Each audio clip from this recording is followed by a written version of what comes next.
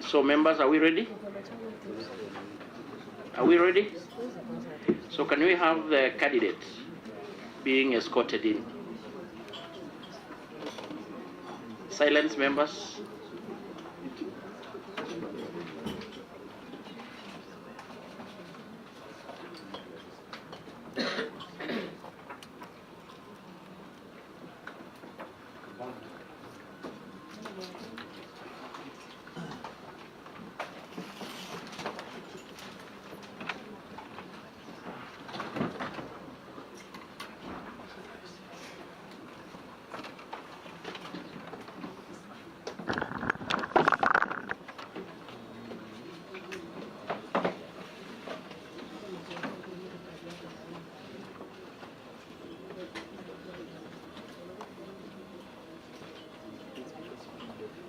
Members, attention members, we have one nominee in the room.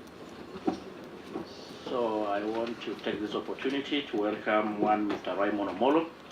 Welcome. This is the Committee on Administration and Internal Affairs, National Assembly. which is going to vet you. And before we do that, I request you be administered the oath. Yeah.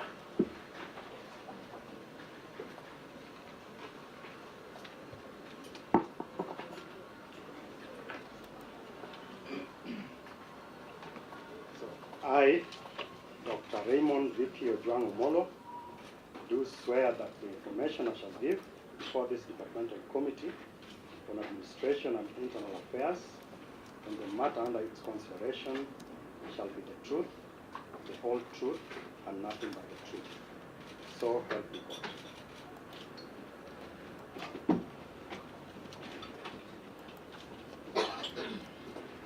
Thank you, Mr. Raymond Omolo. So now you know that you are under an oath, so anything you are going to tell this committee will be nothing but the truth. So before we start off, I will ask members to introduce themselves. Then after that, the secretariat. And I want this time we start from coming this way. Honorable Sige.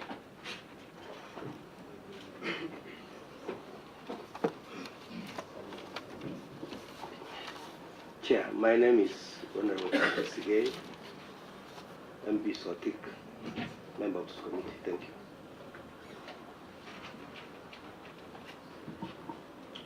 I'm George Peter Kaluma, MP for Homa Bay Town. I don't know whether it is the right time to make declarations of interest or I leave it at that. I know the nominee at a personal level. He does not only come from Homa Bay County, but I also know him as a person for a very long time. So I will recuse myself from asking any questions. Very good, that's noted and is on record. I am Rosa Akinyi-Buyu, Member of Parliament, Kisumu West Constituency, and a member of this committee. Thank you, Chair. My name is Oku Kaunya, Member of Parliament for Teso North in Busia County and a member of this committee. Thank you, Chair. Adumu Wuri is my name, the member for Nyakach and a member of this committee. Thank you, Chair. My name is Fatuma Jeho, County MP Wajir, and a member of this committee. Thank you. Chair, my name is Ruto'S MP for Loima constituency and a member of this committee. Thank you. Thank you, Chair. I'm Mburu Kahangara, MP Lari constituency, Kiambu County, a member of this committee. Thank you, Chair. I'm Liza Chelule, County MP Nakuru, and a member of Administration and Internal Affairs Committee. Thank you. Thank you, Chair. Honorable Hussein Weitan, Member of Parliament, Mandera East, and a member of this committee. Pet Kapondi, MP Mount Elgon, a member of the committee. My name is Honorable Caroline Ngeleche, County MP for Elgeyo Marakwet, and a member of this committee. Thank you, Chair. My name is Dido Raso, Vice Chair of this committee.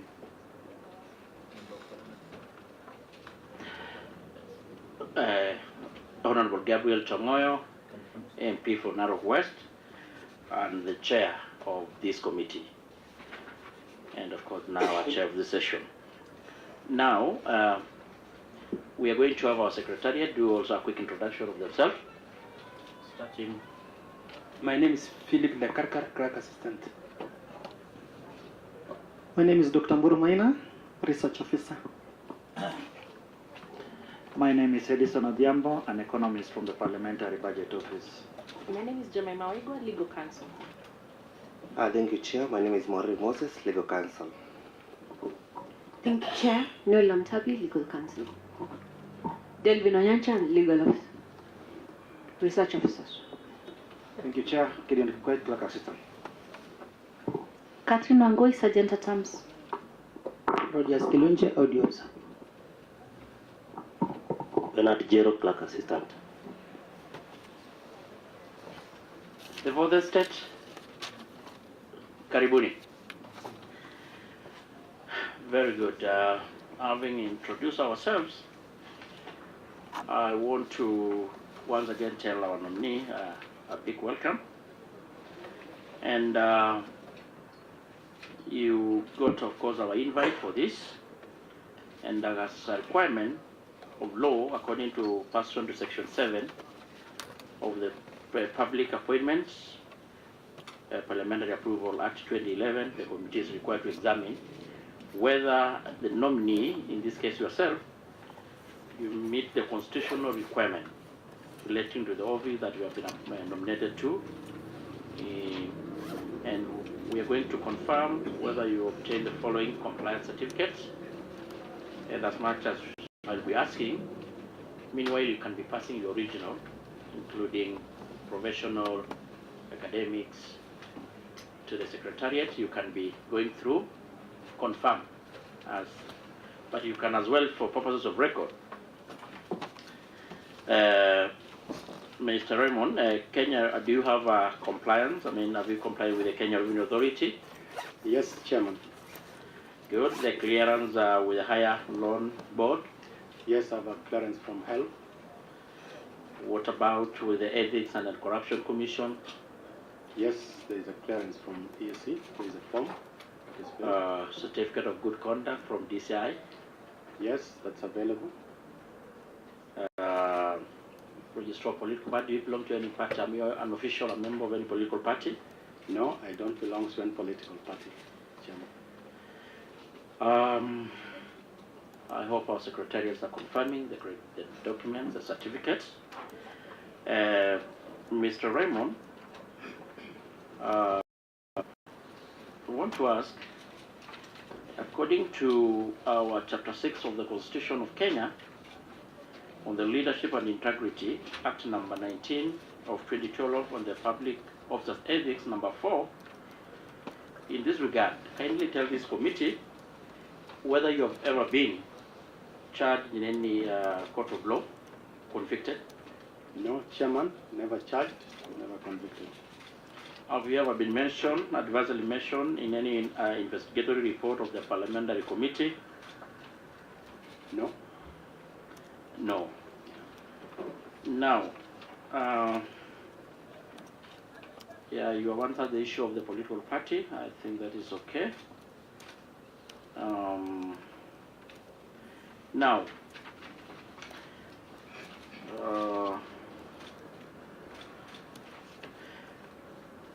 what is your net worth?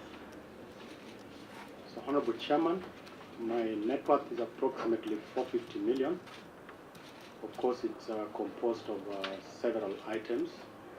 The most notable one is on lands and property that is spread across in Kajiado, Machakos, Nairobi, Kisumu, and Homa Bay.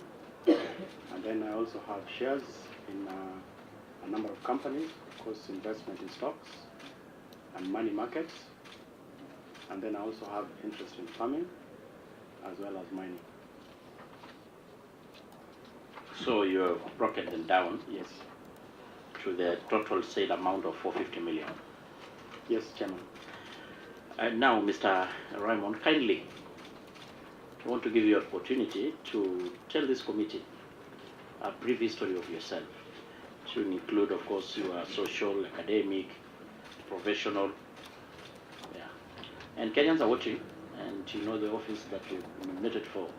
So tell us who you are. Thank you, Chairman, and thank you, honorable members. My name is Raymond V.P. Ojwang Omolo, born on the 27th of December 1979 in Homa Bay. And of course, I would start with my schooling right from primary. Initially, I began my schooling in Kisumu at Muslim Primary School. At the age of 8, I lost my dad. I had to relocate back to the village. And for me, that was significant in the sense that there was a huge shift, having been brought up as a young boy.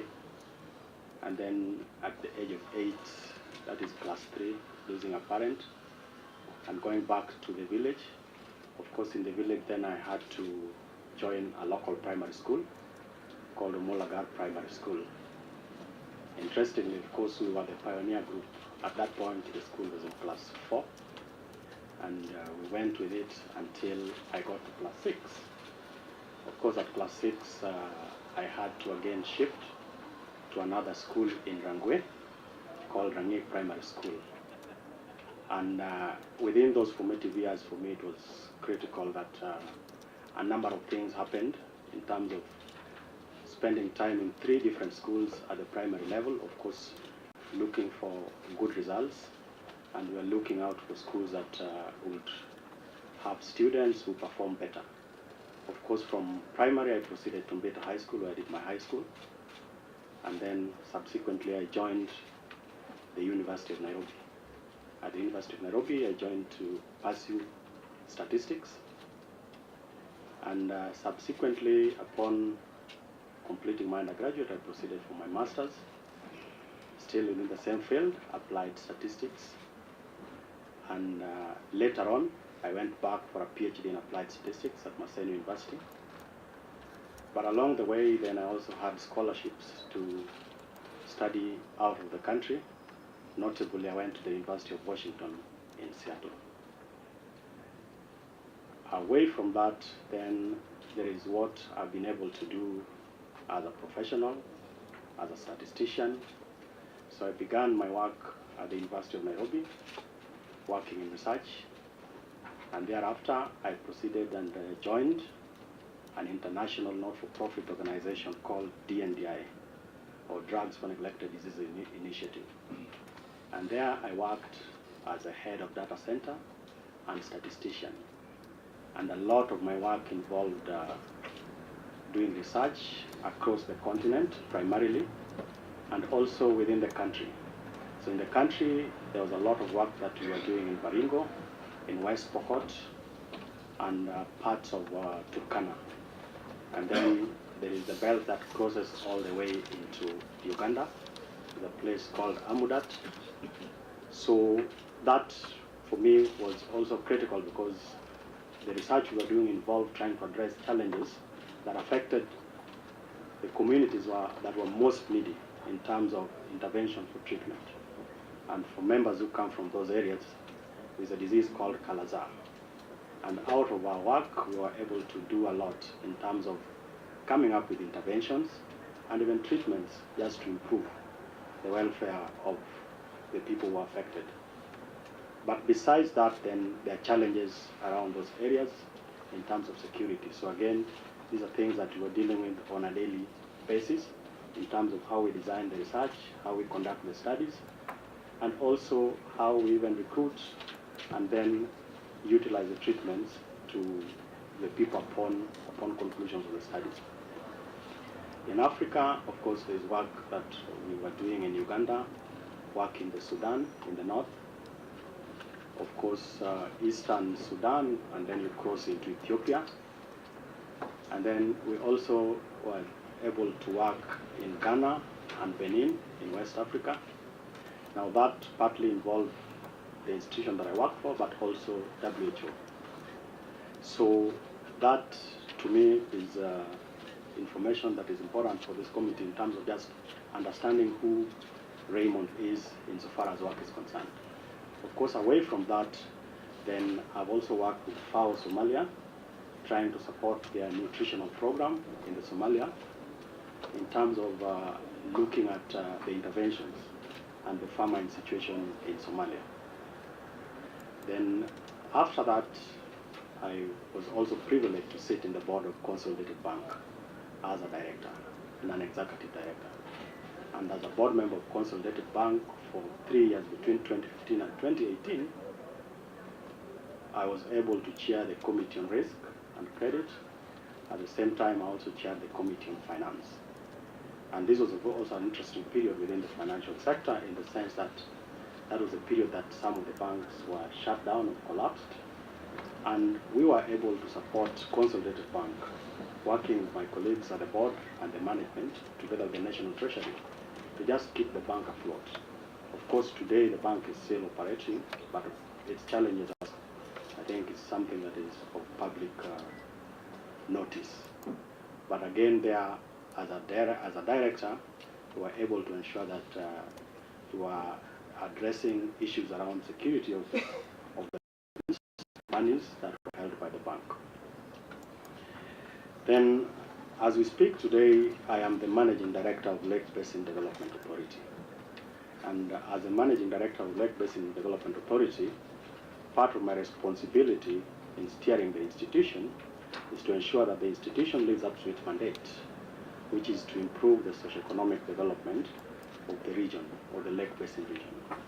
Geographically, Lake Basin Development Authority takes care of 18 counties, which is almost half of the entire country in terms of the counties.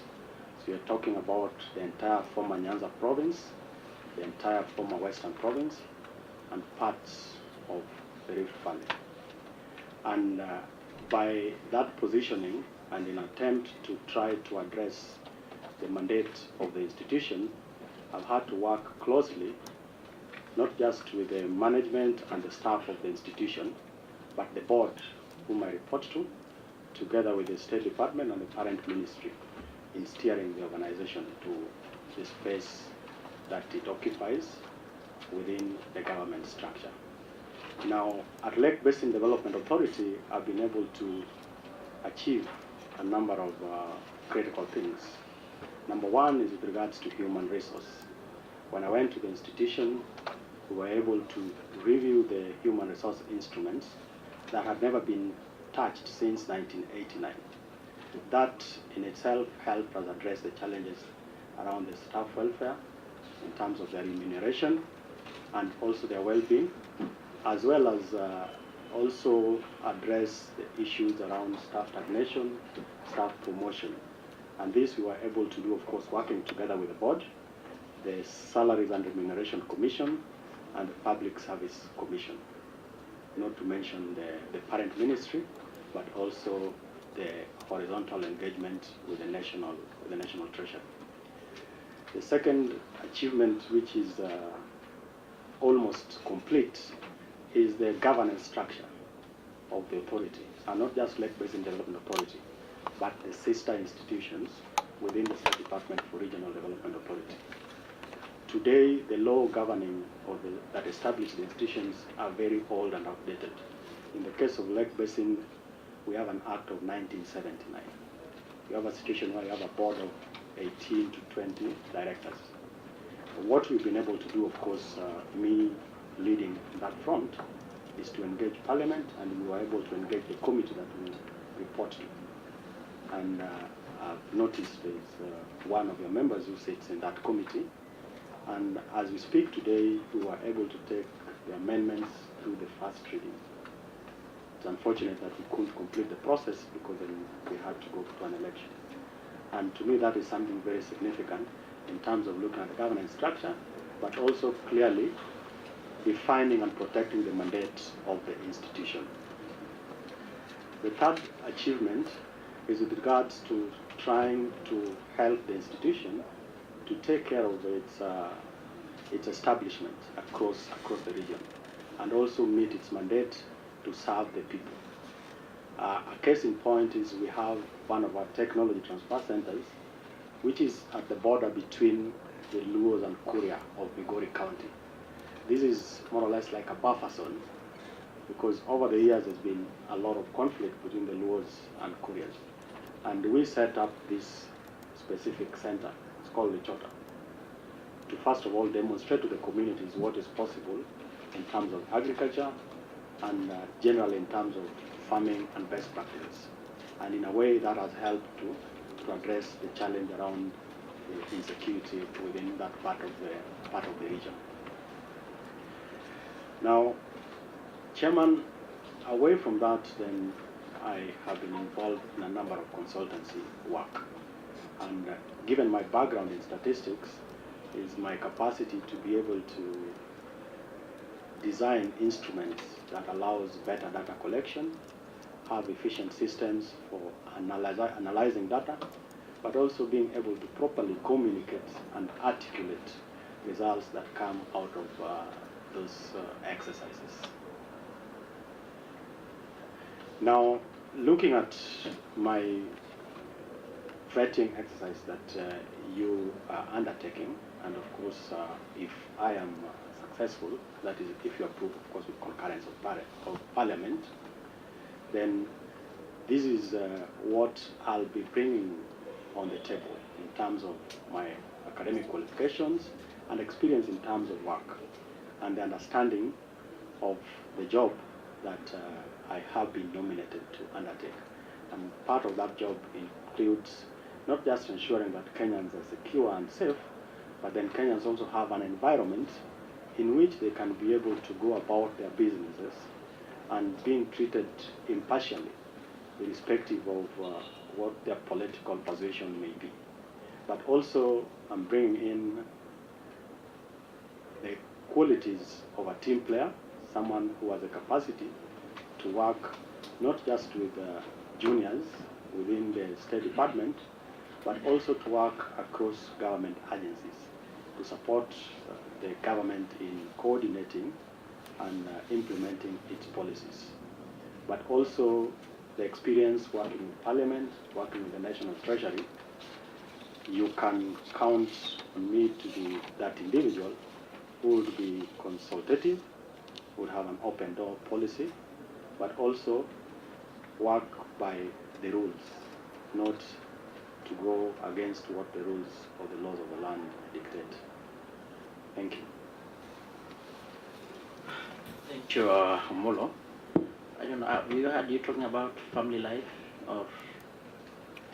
Yes, Chairman, I am a family man, and I believe in family, but probably I would want to not go beyond that. I'm Christian, practicing Seventh-day Adventist. Very good. You know, according to Article 77, you know, which stipulates that a full-time state officer shall not participate in any gainful employment. So, as it is now, have you already resigned as the MD or intending to do so? So, Chairman, if confirmed, I would definitely tender my resignation as the Managing Director for Lake Basin Development Authority, but also because of the requirements for this new position, if confirmed, then I will also dedicate my time 100% to the service of the State Department and the government. So anyway, so before I finish and pass back to my vice, while trying to demonstrate to us on what you bring on the table, it kind of seems to mention a little bit maybe your plan for the ministry, but maybe a little bit try to elaborate further. What is your vision for the State Department that you have been nominated for? Try to convince this committee. What is your vision? Chairman and honorable members, my vision for the State Department, that is, if confirmed, number one, will draw majorly from the President of the government's vision for this current administration. And one of that is very critical for the State Department is on provision of security. Number two is to ensure that, or to achieve proper service delivery, which involves a lot of coordination across government. So this is one of the things that then will be critical in running the State Department. But away from that is the fact that as a State Department, we become a go-to State Department, so that then if Kenyans are having issues, then we would be the people to support and to help in making sure that they are able to access the services. The other critical thing for me is that we would be running a transparent State Department, just like the President has pronounced himself on running a transparent government. That's what I see for the State Department. Very good. My vice, take over from that. Thank you very much, Chair. Dr. Omolo, congratulations on your nomination. Thank you. I believe the purpose of this vetting is to look at competence and also suitability. In this, I will ask you a series of questions that you may note down and subsequently you can respond. The first one is Article 10 and Article 232 of the Constitution that largely talks of national values and principles of public service. How do you intend to apply this in the docket that you have been assigned if Parliament is going to approve your nomination? Secondly is Article 201. This is about principles of public finance, which includes accountability and prudent use of public funds. To this, how do you intend to ensure the principles of public finance? And here I'm referring you directly to public finance management. Act 18 of 2012, because you'll be the accounting officer of the department that you have been assigned.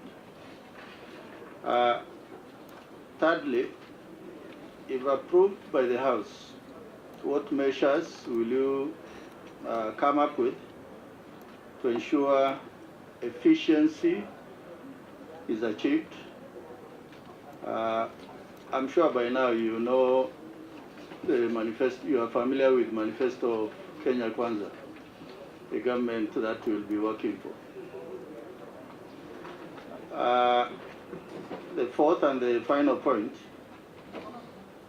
Article 72 of the Constitution provides that a state officer shall not hold dual citizenship.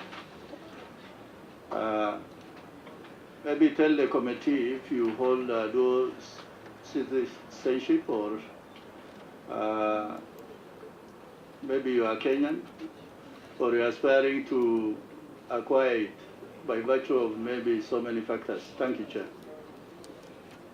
So as you prepare to answer, before we pass to the other members, you can also maybe note down, you can give us briefly, just briefly explain to this committee how much you understand on the mandate of the State Department that you have been nominated for. So you can tell us what do you know about it, their mandate and all that.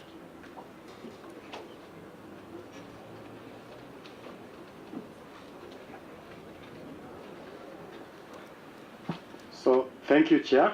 I would want to respond, of course, in no particular order.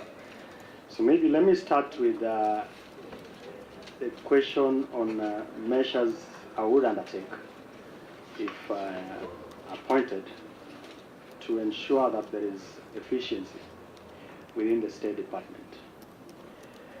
Now, I think what has happened over time is there is always the frustration or the tendency for people to look at government or whatever service it is as being slow. And over time, again, there have always been attempts, and to a larger extent, very successful, in terms of just improving on efficiency of running government functions. Now, to deal with that within the State Department, one of the things that I would be looking into, first, there needs to be a proper understanding of the various functions that the State Department undertakes. And in those various functions, have an assessment of where there are bottlenecks. So for example, are we able to automate certain functions within the State Department? I know that there are certain functions that have been automated. There are certain functions that are being automated. Case in point, within the police service, there is the pilot program that is going on digitizing the OB, occurrence books.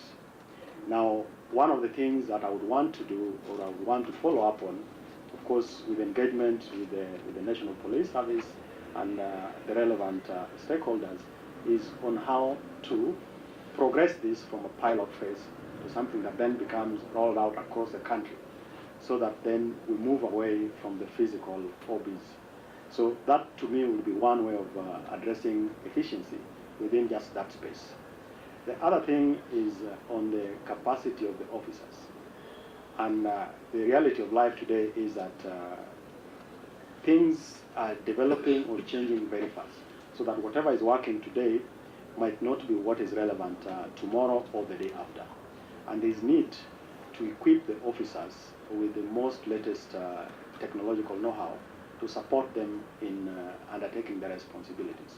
So those could be trainings on technology or technological advances that are there, but then there also we need to look at trainings that are human resource oriented, whether in terms of the capacity of the administrators to properly deliver and engage the public. So we'll have to look at training and retraining, and where adjustments need to be made in terms of the module or the curriculum, we will do that, of course, with the consultation of the relevant stakeholders. The other issue that directly goes into addressing or dealing with the issue or the question of efficiency is the welfare of the officers themselves. Are our officers properly remunerated? Is the progression within the career properly documented and clear? And even in instances where that exists, there is evolution that happens every other day. And you want a situation where the staff feel that they are properly taken care of. So those are issues that I would be looking at to help address and support efficiency. Whether it's issues on accommodation, whether it's issues on the tools of trade. So if it is police officers, you probably are looking at the equipment that they have. If it is the commissioners, whether they are county commissioners, the vehicles and the stuff that allows them to move around, so that then you're able to provide services to Mwananchi. But also, most importantly, there needs to be clarity on the part of the public in terms of their expectations of the services. So do we have service charters? And if service charters exist, do we need to review them based on the realities of the day? So that then the public know that when they are coming to seek for a service, it's very clear on how long it takes to get the service. And that way, apart from just addressing the concern on efficiency, then it also allows you to clearly communicate with the public, so that then there are no gray areas in as much as possible.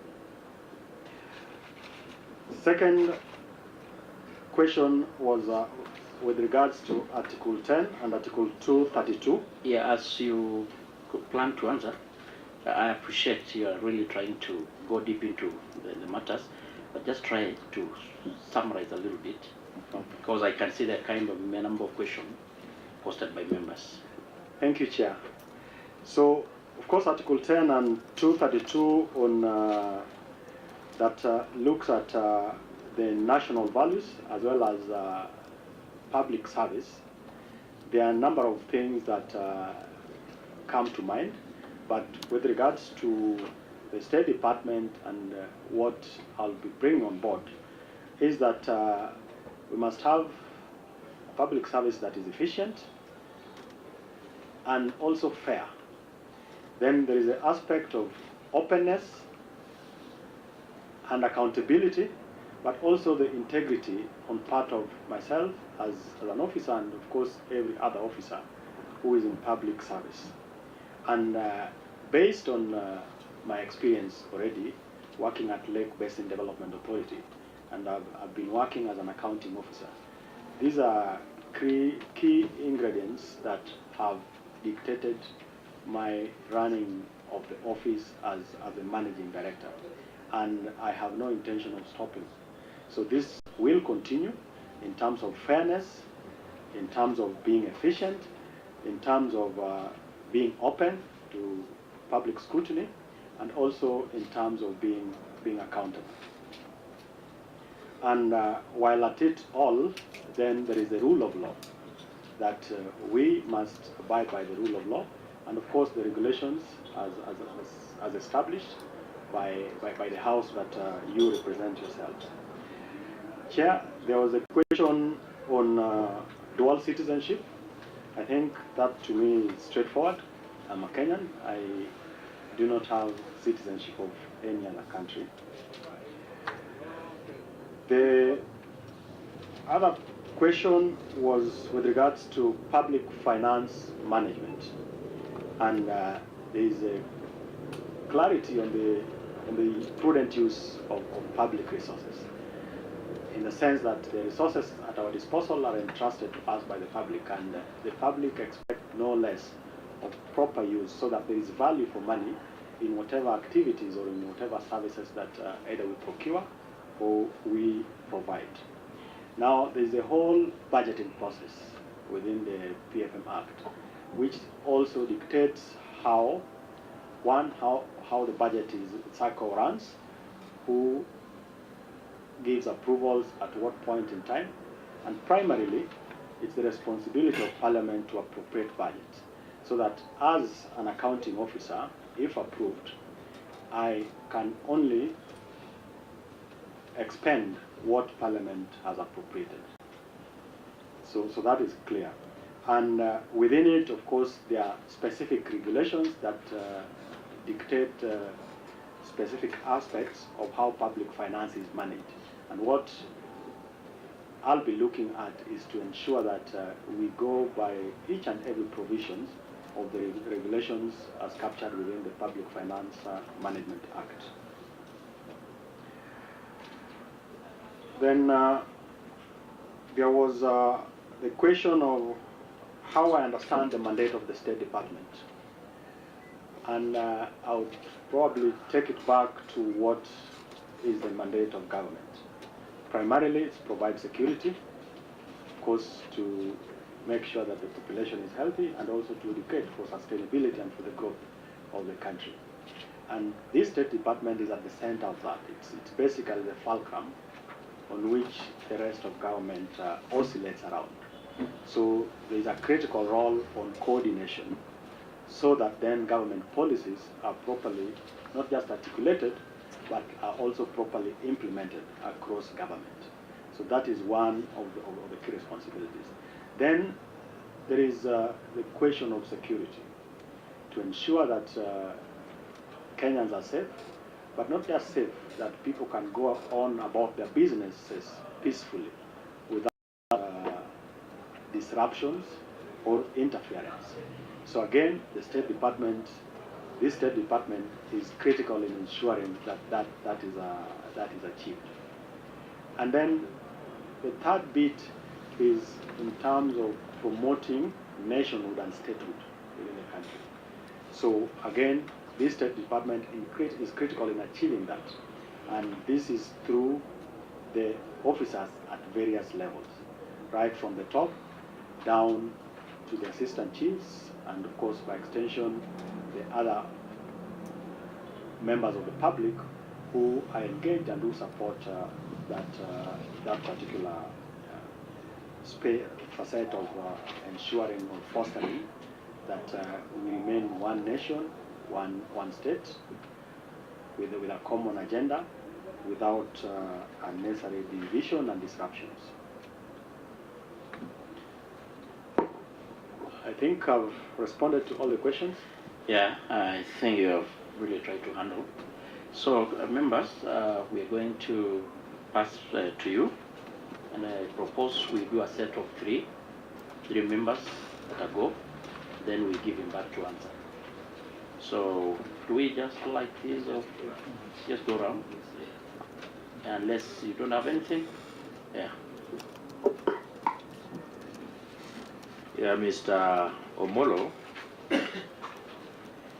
there is this program which has been running for some time, where the government leases vehicles for Ngao.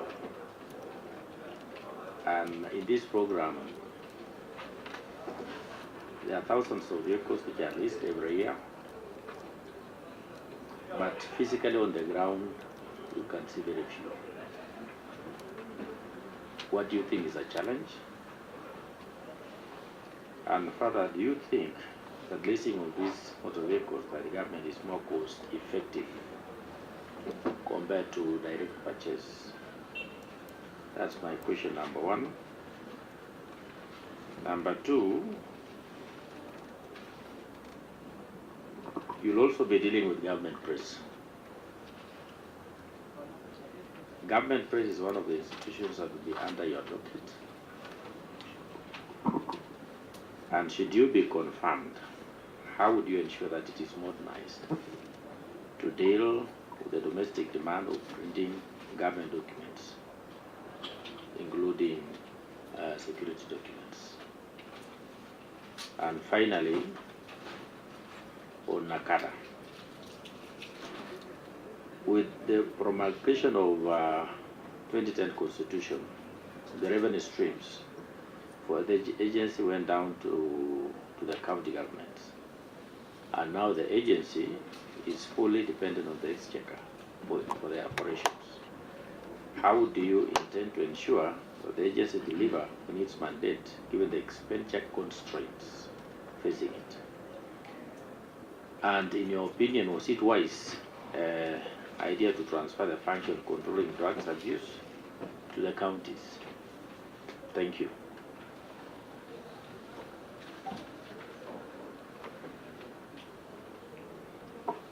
Thank you, Chair. Welcome, Mr. Omolo. At least I'm happy that my agent is now nominated as the Principal Secretary. You know, but Mr. Omolo, there are so many administrative units that have been created in the last maybe 5 or more years, but unfortunately they have not been operationalized. In my constituency alone, there are 2 sub-counties, one created 5 years ago and the other one created at least a year before the elections, but not operationalized. One has a DCC, but the other one not yet. And across the country, the same thing happens.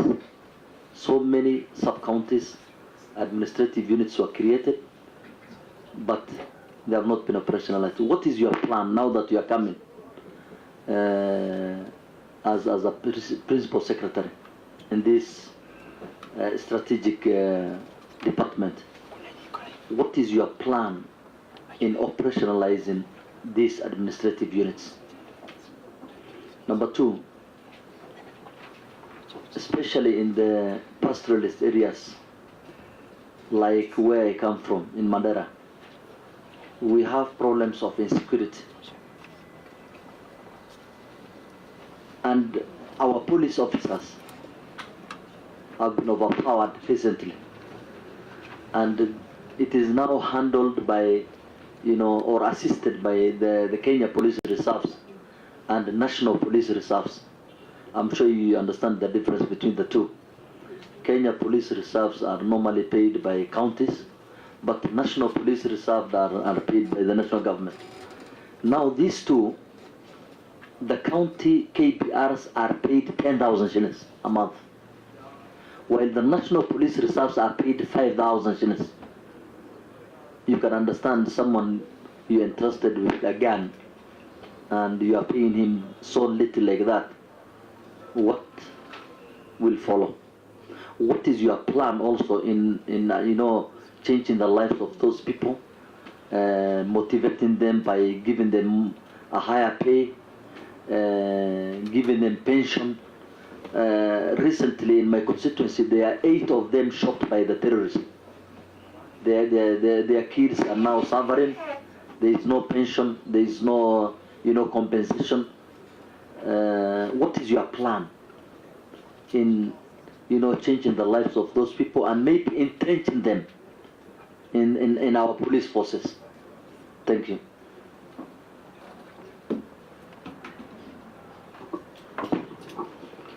Thank you, Chair.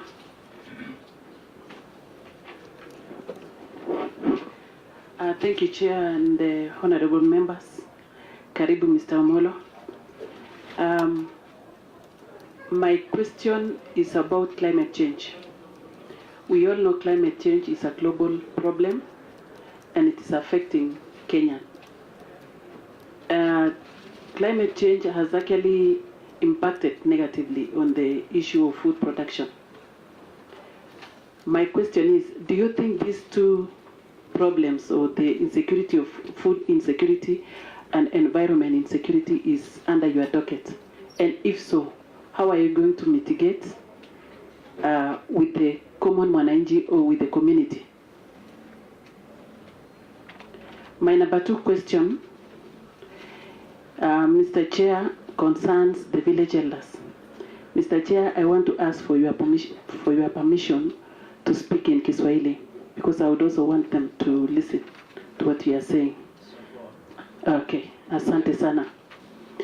Bwana Omolo, tunakupongeza sababu umeteuliwa kuja kuwa PS katika ofisi ya Internal Security. Ningependa tu kuuliza swali chache kuhusu wazee ya vijiji na nyumba 10. Tuko na hawa pale nyumbani na ni structure ama ni mpango ya serikali kufanya kazi na hao wazee, vile mnafanya kazi, vile utafanya kazi na chiefs. Ningependa utuelezee unaelewa nini kuhusu vijiji, wazee ya vijiji na nyumba 10. Tofauti yao ni nini na kazi yao ni nini? Na kuna pendekezo kubwa sana kwamba hawa wazee ama hawa viongozi ya vijiji walipwe pesa kama vile wengine wanalipwa, kama vile chief analipwa na kama vile hao wengine wenye mtafanya kazi pamoja wanalipwa. Maoni yako ni nini? So utilie maanani, utueleze leo kazi ya vijiji, ya wazee ya vijiji ni nini na kazi ya nyumba 10 Point ni of order, nini? Chairman. Point of order. Yes, Will. Point of order, Chairman.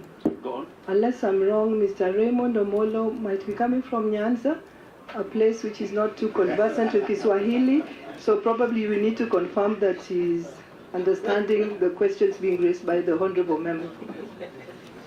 Yeah, but I think we are aware.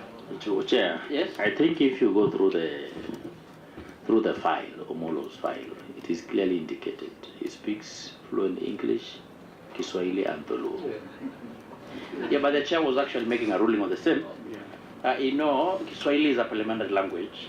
It's only that we are guided that once you start with Swahili, you go with Swahili. Once you start with English, and I think the member sought the permission of the chair. So I think the member is rightfully, she's not there. Asante sana bwana mwenyekiti, na muhurumia mheshimiwa Rosa, ni shida kwake sana, na tungependa siku moja ajaribu kuongea kwa lugha ya Kiswahili, sio ungenge kila mara. So bwana Amolo, utuelezee vizuri sana, hawa ni wale watenda kazi, mtafanya kazi na hawa kila mara na ni wengi sana, wangependa kusikia maoni yako kuwahusu. Asante bwana mwenyekiti.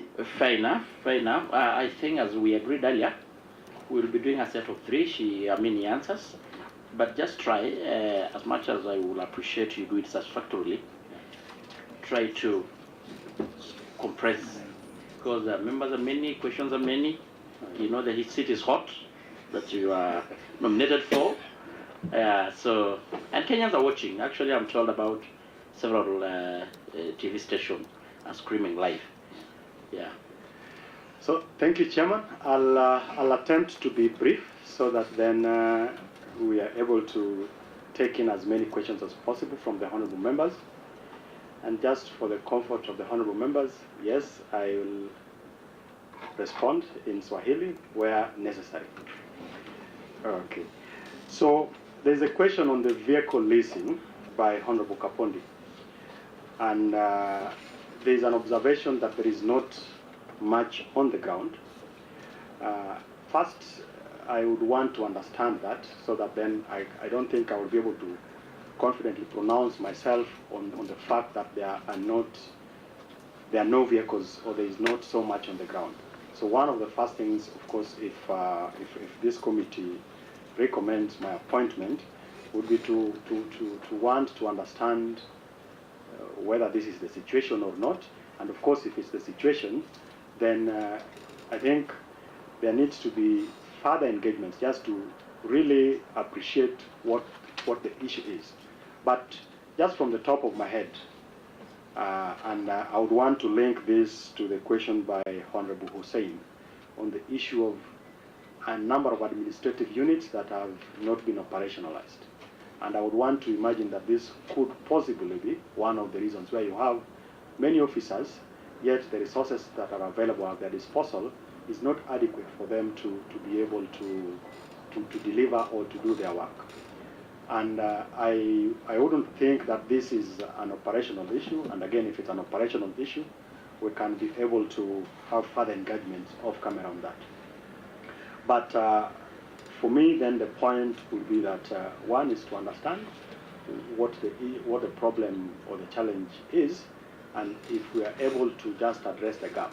And largely that might be an issue of budget, and it's within the space of this committee through the House to be able to ensure that budgetary provisions are made so that then the security of Kenyans is guaranteed.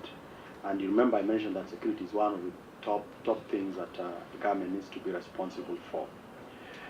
On the question of whether outright purchase or leasing is ideal, I think, again, let's look at, I want to believe there must have been genuine reasons that guided the need for the government or for the State Department to go for a leasing program.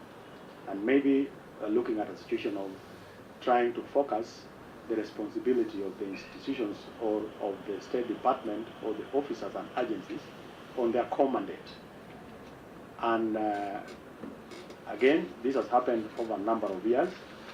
Maybe it's an opportunity or it's time to have an assessment whether it has really worked, whether it's achieved the goal that it was intended for or not. And again, if we realize that it is not achieving the goal, it's important that the relevant stakeholders are engaged and a proper or a better suited mechanism of ensuring that the officers are able to deliver are implemented. And these are things that then, whichever decisions are made, then have to be done, of course, in consultation, and even in terms of by way of reports to this committee of the House. The second question was on government press. Truth is, we are running an old relic in the name of a government press, and there is need to have it modernized. Now, modernizing it will require a huge amount of resources, and we need to look at innovative ways of fundraising or of getting the resources to run the government press. There might be need to either look at maybe it's a direct exchequer allocation, or we could look at a PPP mechanism where we're able to bring the private sector to partner with the public sector to help us realize this, because again, this is a very critical function that is domiciled within the State Department that I'm being vetted for, and it is something that needs to be dealt with.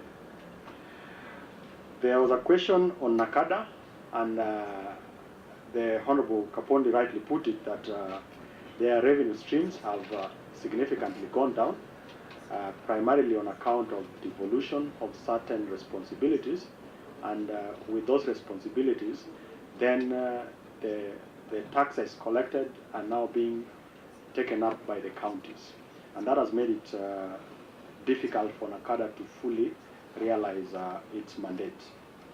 Now, one of the ways to address this challenge, I think there needs to be consultation across the two levels of government in terms of ensuring that even though the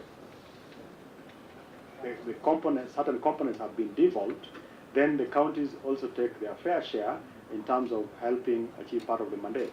And that might also require a relook at even the regulations or the laws that set up NACADA. But also, I think it's incumbent upon the House, through this committee, that we make adequate budgetary provisions to enable NACADA to live up to its mandate. Otherwise, then it beats the whole essence of keeping NACADA. Was it wise to devolve? I don't think I would want to question the decision of Kenyans, and we are guided by the Constitution, and it's very clear who is responsible forward. So for me, the question that we need to be looking at is, where are the bottlenecks and how do we work together in a collaborative manner to address the bottlenecks so that the original intention is not lost. And Honorable Hussein raised the question on many administrative units that are yet to be operationalized. I think the major challenge would be primarily around the budgets. And you realize that we have apart from the administrative units, we even have officers who are unable to effectively discharge their mandate. So to me, this is something, again, we need to work together as a State Department, if confirmed, with yourselves as a committee, to just see on how to operationalize these administrative units. Actually, if you look at the resource requirements, we're talking of amounts in excess of 7 billion to operationalize the administrative units, including having officers in those spaces. Then there was the issue on insecurity, where the police are overwhelmed, and then of course we have to call in on the reservists to support. And the truth is, even with those, we still have challenges. At the moment, we have slightly in excess of 100,000 police officers to look after over 50 million Kenyans. And then of course, this is also not evenly distributed, because then there are specific either strategic installations, there are officers of government like yourselves who then require much more protection in terms of the numbers of officers that are assigned to yourselves. And this then speaks to the gap that is occurring across the country. Now, in terms of whether we need to better remunerate the reservists, I think it comes back to this House through the committee, because again, this requires budget, and the only body mandated to address budget or appropriate budget is Parliament. I think the work they're doing is good, and there was good reason why the reservists came in to backstop the police officers. If there are issues around how they are operating, then those are things that then can be looked at from an operational standpoint, but also from wider consultations across the various stakeholders. Then, Honorable Chalule, there is a question or the issue on climate change, and this directly speaks to the issue of insecurity. And one of the biggest sources of insecurity is food insecurity. And there is a direct correlation with the other aspects of security. So when people are looking for food, then there's a tendency that they will go and use extra judicial means, or they take extra steps. And this, of course, you can look at even the situation in the north with the banditry. Either people are looking for pasture, and then there's conflict around those areas. And this is directly as a result of what we're observing in climate change. in terms of how to mitigate, I think we need to have a broader look at the whole situation, and it needs to be a multi-sectoral approach. At Lake Basin Development Authority, of course, I have the experience of working closely with the National Environmental Management Authority just to do climate change mitigation and adaptation within the Lake Basin region. And I think this is something that, for example, if we were to expand its scope across the various agencies, then we would be moving towards trying to address the issue on food production and, by extension, food security.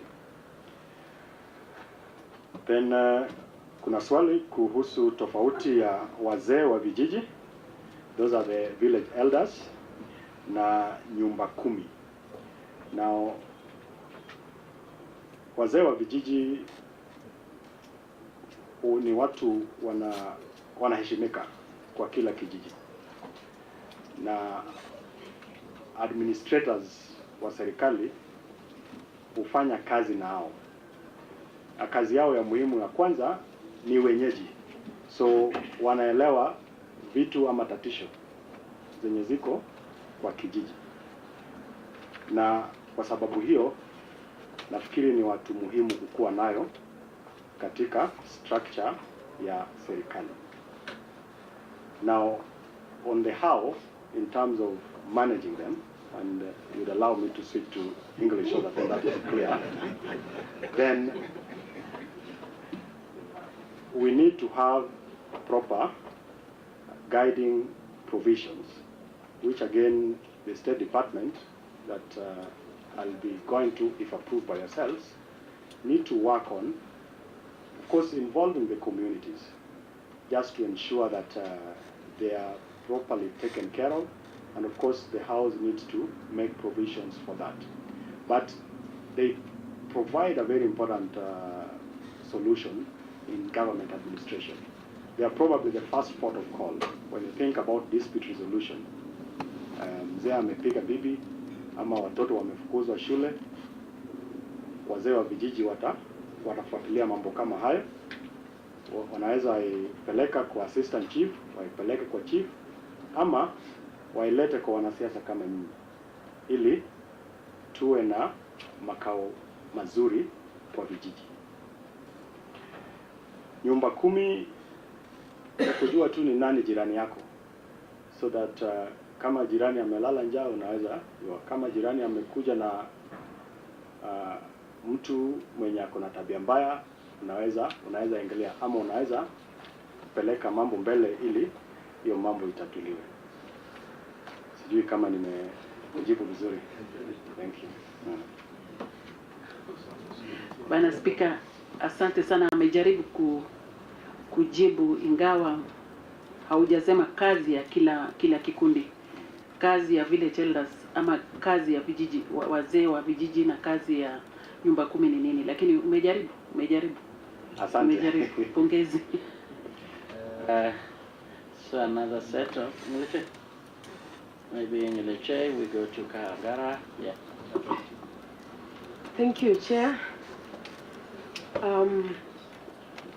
Daktari, succession management and staff stagnation, whereby you find some people last in the same cadre or the same position for up to 7 years, has been a challenge in the ministry. How are you going to address this challenge if appointed? That is one. And question number 2 is the current situation. Currently, crime rate has gone up in the country, with survey indicating that most crimes are committed in broad daylight. Fine criminals are targeting individuals, business premises, residential homes, M-Pesa operators, banks, and other personal and private property. In your view, what is the cause of rising crime in Kenya? And if approved, what measures are you going to put in place to ensure that the lives and property of Kenyans are protected? Question number 3, what is your strategy in fighting the emergence of criminal gangs and proliferation of small arms in the country? Last but not least, you find that for several years now, cattle rustling has been going on in the northern Kenya for over 40 years. Lives have been lost, and people are living in fear, and that is a day-to-day threat for people living in those counties. It is no longer a cultural practice, but has become a fully fledged, organized and commercialized crime. What plans do you have to eradicate the menace of banditry and cattle rustling once and for all, and beef up security in the affected areas, that is some parts of the Rift Valley, the Kerio Valley, the northern part of Kenya, and other parts of the nation? Thank you. Thank you, Chair. Raymond, you can have just one question for you. In 2019, government or the Ministry of the Interior then added more responsibilities to the national government administrative officers. Among them is maintain good government image, representation of the head of state at any position, and promotion of statehood and nationhood. Now, would ask first, what policies do you think needs to be put in place to ensure that these officers are able to undertake these responsibilities? Then probably from a point of issues that we have seen in during the last elections, we saw administrative officers, national government administrative officers, chiefs, campaigning for particular candidates. Chiefs, of course, are the national government administrative officers who will work for the government of the day, but they are also supposed to be partisan. What do you think you'll do with the new government to ensure that this does not happen in our country again? Do you think that is a portrayal of good image, government image, you know, when they are campaigning for particular candidates and yet they are supposed to be non-partisan? We have also seen within the ministries profiling of officers on tribal basis. A law working, for example, in central Kenya. And when there is a government that probably one way or the other leans towards tribal, because that's what you have seen in Kenya, there was an instance of an officer who was interdicted for 6 months on the grounds that he was seen to be partisan or to be supporting a particular political party. What would you do to ensure that you protect the civil servants, and also to ensure that the civil servants maintain that image of being non-partisan, and that they should be working for all Kenyans? Thank you.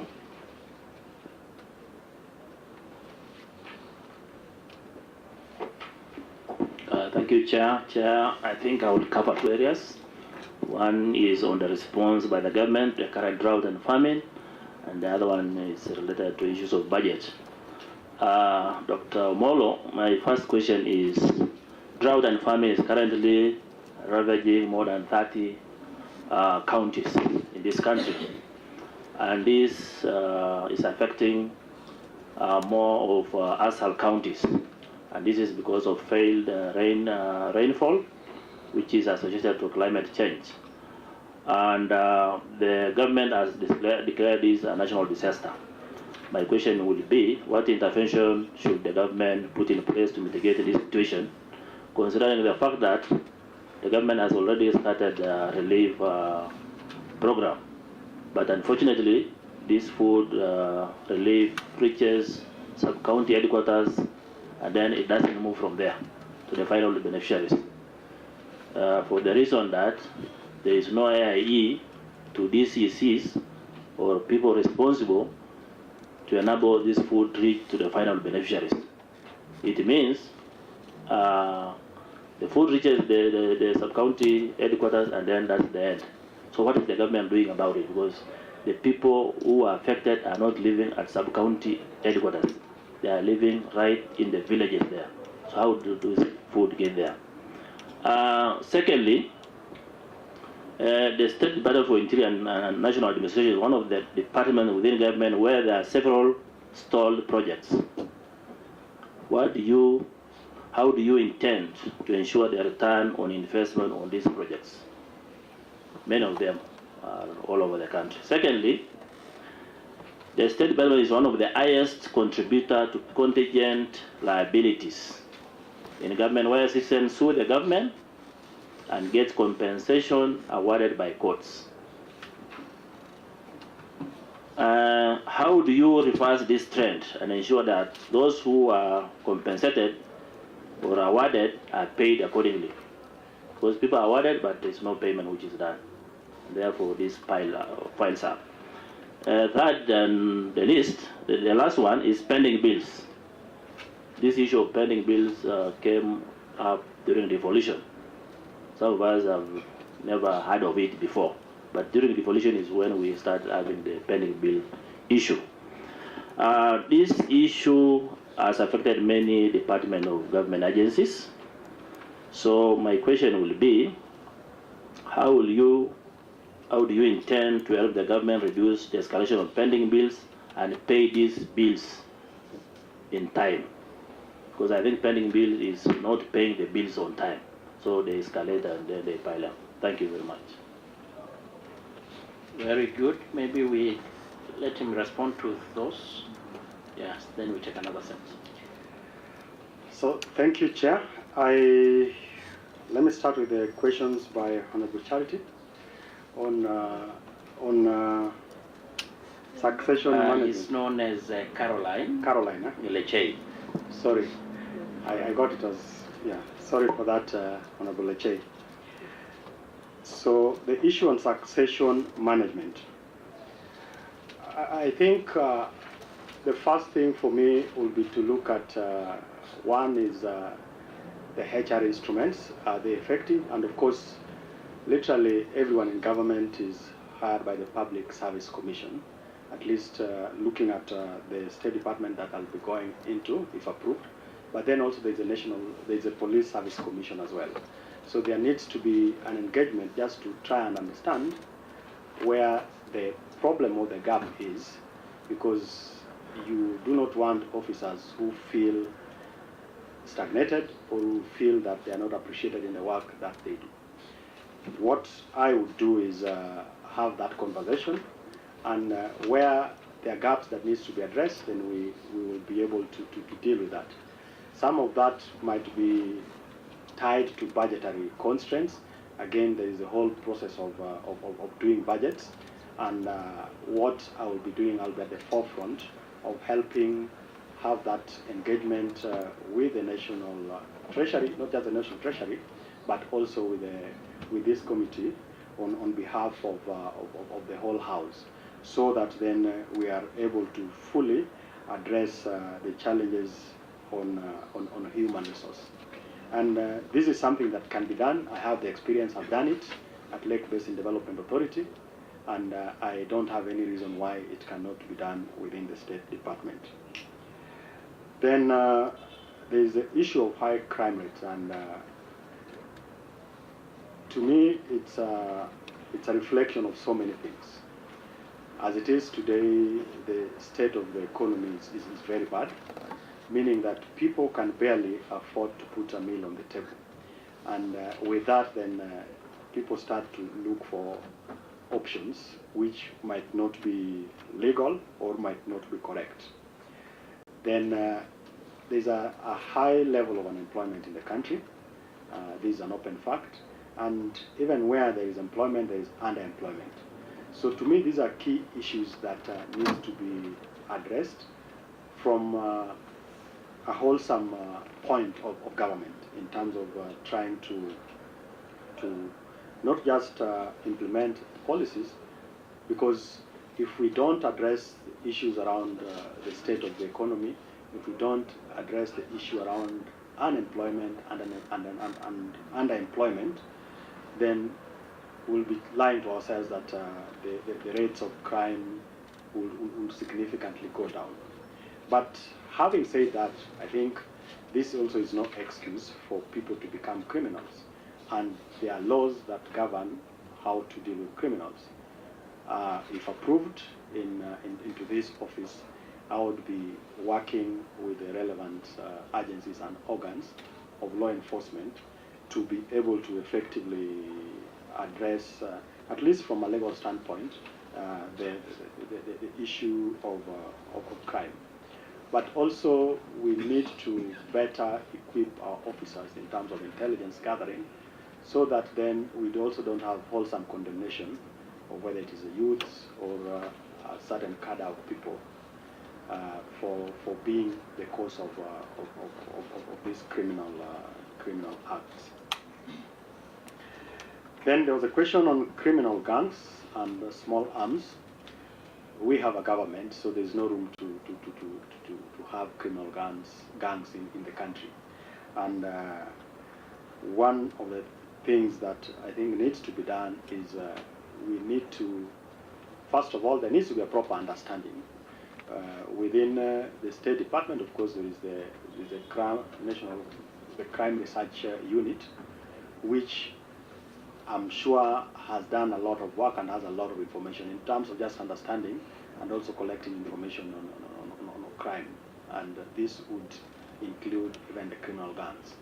That would make us better understand even the organization and the composition and the push and pull factors, so that then we can effectively deal with them. Now, small arms, one is that as a country we are not an island, so we have our neighbors, and not all our neighboring countries are stable. So you find that there's a lot of proliferation of guns, either coming from across the borders, but also even internally there is a lot of guns in the hands of civilians. And I know at the moment a lot of attempts have been made to try and document that, so that we know who owns guns, and of course for whatever reason, and what the risks are. But maybe this needs to be looked at again in terms of improving the regulations and the processes of administering or of giving people small arms, so that if there is an incident, then we can be able to tag or link those specific guns or bullets to individuals, so that then people are then held to account in the event that they are not properly being used or being misused. And there was a question on castle rustling, and this is something that has gone on in this country for many years, as the Honorable Member for Elgeyo has indicated. And it's no longer more of a cultural thing. It's become a criminal enterprise, and there's a lot of money out of engaging in that vice. Now, I know there are a lot of attempts that the government has tried to address this, and when I come into office, if approved by yourselves, I would want to look at there's an element of community engagement. There are people feeling that they are not properly involved, or they're not properly taken care of. Whether you're looking at the issues around the infrastructure, whether you're looking at opportunities for people to earn decent livelihoods. Then besides just the leaders like yourselves, then there are other cadres of whether it's the church, that we need to have an engagement to help us address this.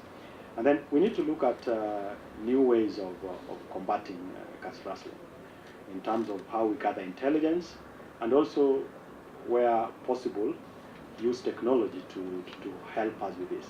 And we need to look across the world if where issues around caste rustling is prevalent, and what they've done. Case in point, if you go to a state like Texas in the US, there is a way in which they are able to brand or mark identify or tag animals. And even in terms of punishment, it's proper punishment for the culprits that are involved, so that people don't just continue about it, and then they can just go on with their lives, or they get very light penalties that does not deter them from doing that. Then equipping our officers, I think this also is important, so that our officers are able to get to these places on time. From a legal standpoint, I know there's a protocol that was developed in 2008 to deal with this. I know Uganda has ratified the protocol. As a country, we haven't, but definitely there must have been good reasons for that. So these are some of the things that I'll be looking into, just to see how to close the gap on this menace. Then Honorable Mburu talked about the fact that there are more responsibilities that were given to the national government administrative officers, and asked about the policies that are needed to facilitate the officers.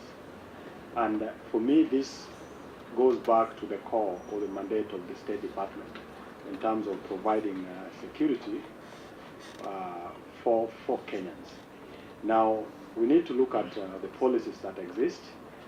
Where a review needs to happen, then we'll be doing that, so that whether it's on issues on the level of training, the duration of training, at the moment, because of the budgetary constraints, you have situations where officers are appointed, and we have been unable to take them through all the rigors of the training that is needed for them to work. So these are things that, working together with this committee, we can be able to expedite and prioritize, because for me, this goes right at the heart of security, and to me this is a matter that should be on top of the priority list for what Parliament needs to address, including appropriating resources for it. The issues of officers campaigning for candidates, I wouldn't have a wholesome condemnation of all officers. They are probably isolated cases, but I would, with the indulgence of the chairman, I would ask not to comment further on that. Same goes to profiling of officers, but from a broader look of it, there is Article 232 on public service, and it guides on how a number of processes on how public officers are expected to operate.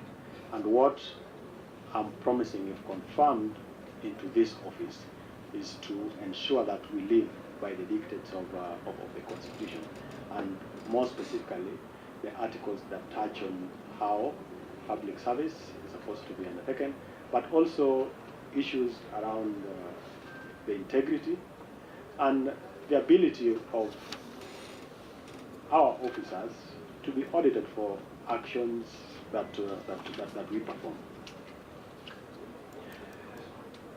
Then, Honorable Akuja, there was a question on the drought and famine. What interventions to mitigate the situation? I think we must have a long-term view of things, so that then we don't have a situation or a crisis every single year, or every 2 years with a drought. We are running like we did not know that something was going to happen. And the President is very clear in terms of setting up this country onto a path that then the issue of famine will become a thing of the past. And he has pronounced himself in terms of giving direction across government in how this needs to be done, so that then in future we don't face such situations. Now, if confirmed into the office, then as a policy implementer, I will align myself with the government position, so that then this is dealt with properly. In the immediate, of course, the interventions that are going on needs to be addressed, given the challenges in terms of resources, where, like you mentioned, you find that the provisions are stuck at the headquarters. And it's not that I want to believe the officers would be more than willing to have the food rations distributed to the communities. But again, we're in a fiscal tight situation, and as Parliament, we need to look at what are the key priorities, so that then this, if it's one of those key priorities, then a lot of attention and necessary budgetary support is made available so that then we address the challenge that Kenyans are currently facing. There was a question on contingent liability. I think for me, I would speak to what I will do if confirmed into the office. And I'm consultative, I'll be consulting, and particularly a lot of these are legal issues, which then with proper consultation with the state law office, we will be able to properly deal with them. And where there are words that have been given against the government, it's only natural that we follow the law. We will come to Parliament, make a case, and request that budgets are made available so that these pending bills, as a result of these liabilities, are settled to avoid escalation of costs. But from a more forward-looking point, how do we stop the scenario of pending bills? If we adhere to the provisions on public finance management, then the issue of pending bills ought not to arise, because then we will only procure on the basis of what Parliament has appropriated and monies that are made available. And at the same time, we run processes that are fair and transparent so that then we get value for money.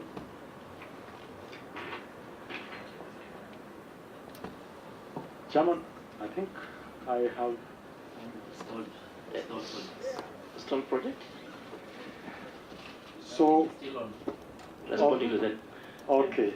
So on the stalled projects, within the State Department, of course, a number of the stalled projects are mainly around housing, and the President and the administration is looking at alternate mechanism of jump-starting and actualizing some of those projects, particularly on affordable housing.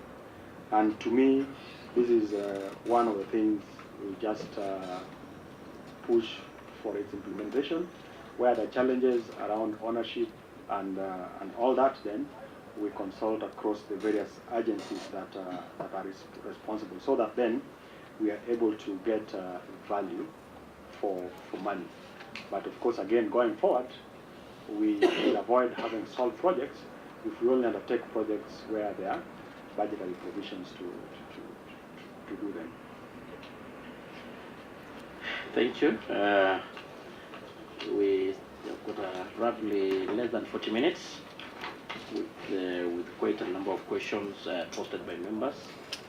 So I still remind that you try to satisfactorily answer them. Yeah. Or compress. So we are going to give like still set of 3. Fine. So yeah, go on. Thank you, Chair. Dr. Raymond, welcome to this committee. Mine actually is not a question, it's more of an observation that maybe will translate into a question. Mr. Raymond, I can see you've worked in a private sector mostly.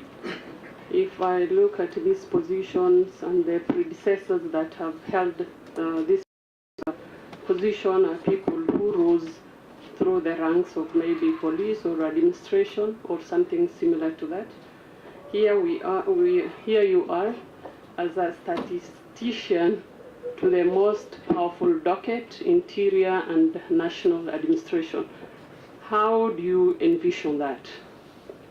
That may also take me what could be the reason why you have been taken to this docket. Is there a secret? If yes, kindly share with us.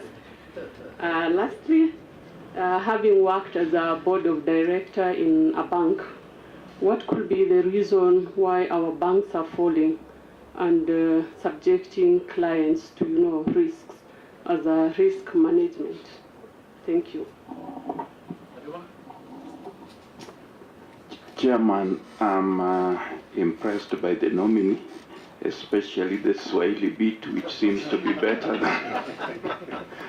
As a linguist, that Swahili is better than that of Rosa Akinyi, the member for Kisumu West. I'm quite impressed, Chair. He has answered most of the questions satisfactorily, and I don't want to bore the committee of the nominee. Thank you, Chair. Then maybe I will do 4. After Kaunya, maybe we'll go to Ross.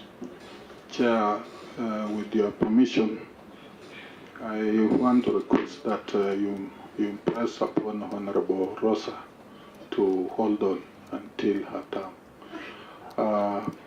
I wanted to say our nominee, Dr. Omolo, I happen to have been a member of Ngao during the Moi days. I was a district officer. I rose to be a district commissioner, to senior district commissioner, to regional commissioner. Currently, and in the docket in which you are going to undertake national administration for Ngao, is one of the key departments. And this department, as you are aware, is the engine of coordination of government activities in the country.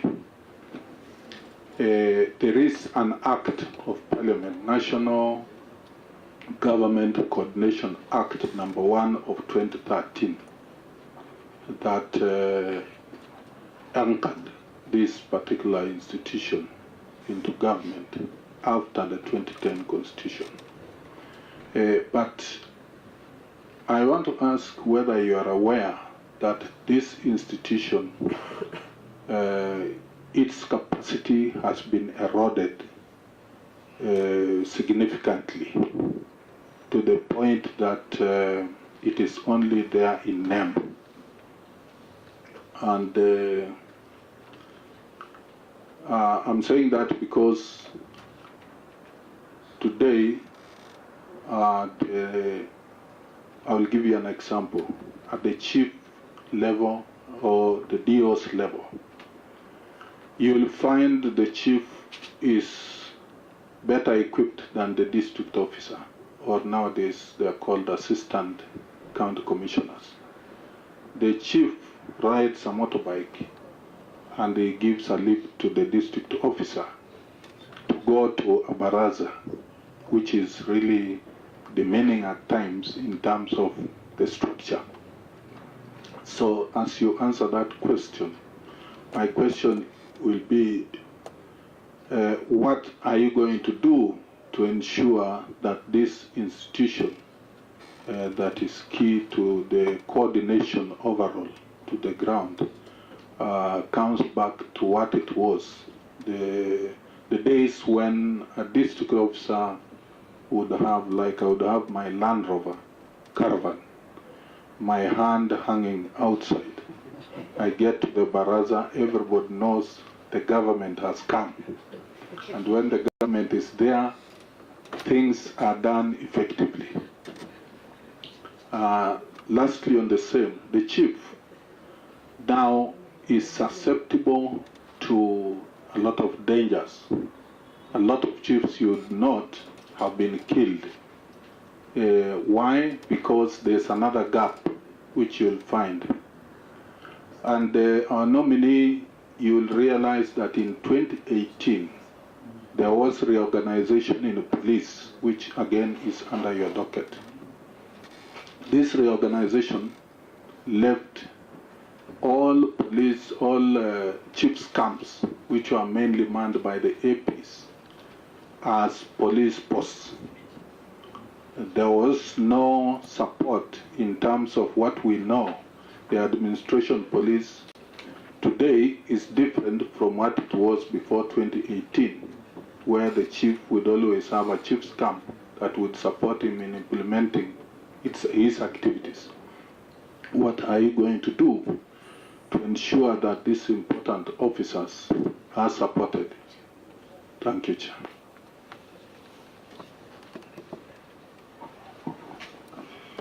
Thank you, Chair. Mr. Mola, I'm getting a lot of messages from Kenyans who are wondering that when they look at you, you might not be suitable for this particular job. And I'm wondering why. I think it's because they think the ministry is a rough, tough ministry, and that they think you look too soft for that position. Mr. Molo, would you look at all these Kenyans who are wondering and give them the commitment that looks indeed can be deceptive, and that probably you're up to the task? I'm glad that you've noted that your main mandate is to keep Kenyans safe and secure. And you've said that you're the MD for Lake Basin Development Authority, which squarely falls within Kisumu West constituency. Look at those people in Holo, Obambo,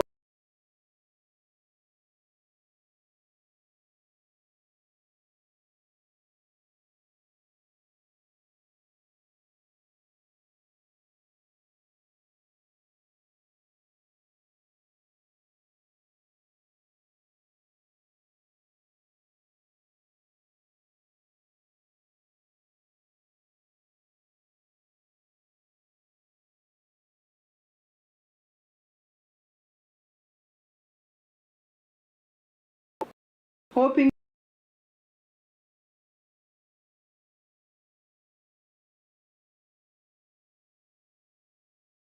to be paid.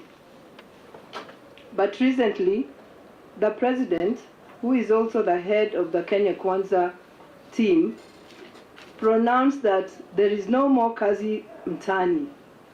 I would like to ask you, because Kazi Mtani was by and large run by the administration wing or department, you if you do get appointed, or if you do get the approval of Parliament to become the next PS in this docket, what are you going to do to ensure that these young people get paid for the services they rendered? Thank you, Chairman. No, let me answer those ones. I'll come to you, Bwana Balusi. Thank you, Chair, and honorable members. So let me start with a question by Honorable Fatuma. It's interesting because for me this is the gist of the matter. I'm a statistician by training, and with an elaborate experience on matters of statistics. And it's interesting that even if you look at us here, at the end of the day, there'll be a statistic that will come out of it. Now, my training makes me suitable for this office, if confirmed, in the sense that I'm coming with a mind that is able to design tools for collecting information,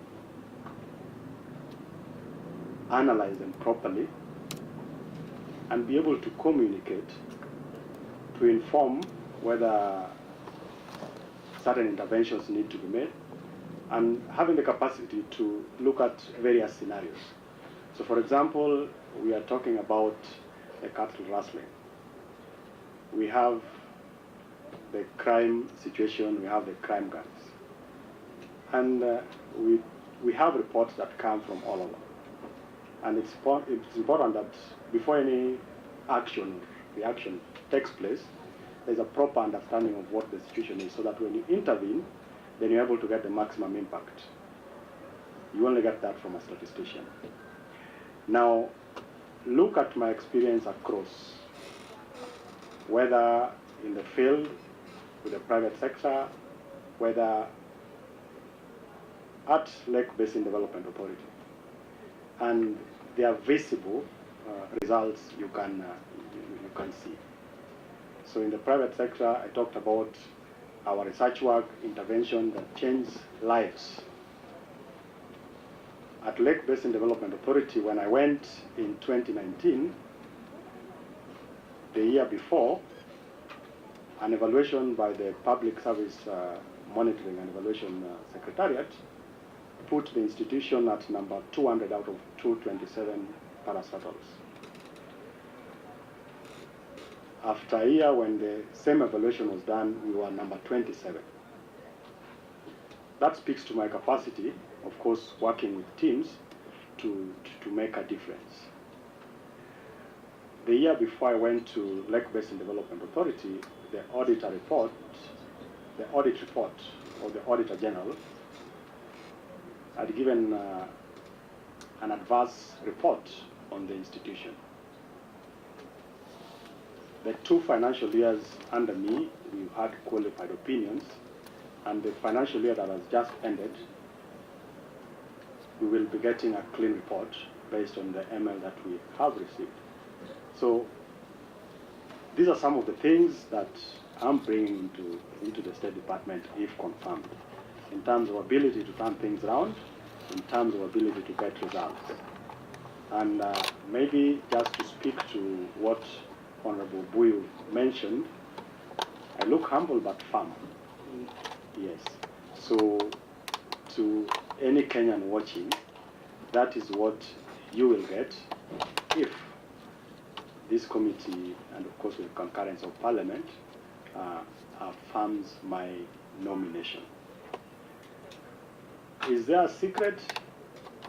I think I would take it back to my life from a young boy. And having lost my father at 8 years old, and having to change, and also get to appreciate the reality of life that you have families, people who go to bed hungry. And that is life I lived in my earlier days, and to a larger extent, that has also helped to shape my character. I lost my mother at 16, so in terms of taking responsibility, I started it earlier. And you are looking at someone confirmed into an office, someone who will be able to take responsibility, someone who will be able to analyze situations and prescribe the right interventions, someone who is consultative, who will be able to reach out, to understand, not just to support others, but also to get support, because none of us definitely has a monopoly of ideas. And someone who is going to implement the policies of the administration of the president. And the president is very clear on what he wants to do for the country, and Kenyans gave him the mandate. And as a PS, I would be an implementer of that policy. And someone who will be working with Parliament, where we need to have reviews of regulations, of policies, where we need to operationalize administrative institutions so that we move services closer to the people. I will be that person. Then there was the issue around banks. I had my experience at the bank, and there are a lot of explanations around banks' collapse, whether it's the regulations that are probably not being fully implemented. So where in a number of institutions you find that there are weak regulations, and the monitoring may not be as tight as it ought to be. Over time then, this comes out, and there is a danger of then the public losing their hard-earned savings. And there is need, and I know that the central bank, which is responsible for this, and of course then there is the Association of the Kenya Bankers are working hand in hand to try and tighten that. And I think we all agree that there's been an improvement in that respect. So just to appreciate that bit of my experience. And of course there are issues around analyzing the risks. Yes, so there are risks that you can foresee, and then you are able to mitigate against those risks. In certain instances, there are risks that you cannot foresee, like we are yet to get through the COVID pandemic. Before 2000, no one imagined that we would go into a situation like that. And that then eventually directly affects businesses. And of course, banks are businesses in themselves, but also for them to operate, the other business people need to get their services. Honorable Kaunya,